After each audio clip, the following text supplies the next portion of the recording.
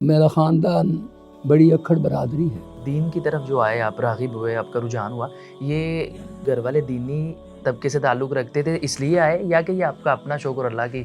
کہ اب میں نے وہ بھی دیکھنا ہے کہ راجپوت کیسے مولوی اور راجپوت یہ دو باتیں متضاد ہیں۔ شیخ، ہمارے جو نخیز خطباء ہیں ان کو اپنی خطابت کی تیاری کے لیے، جمعہ پڑھانے کے لیے کن کن ذرائع کو ممد و معامل رکھنا چاہیے؟ کہ جب باپ اللہ کا بندہ ہے تو پھر نبی نور من نور اللہ کیسے؟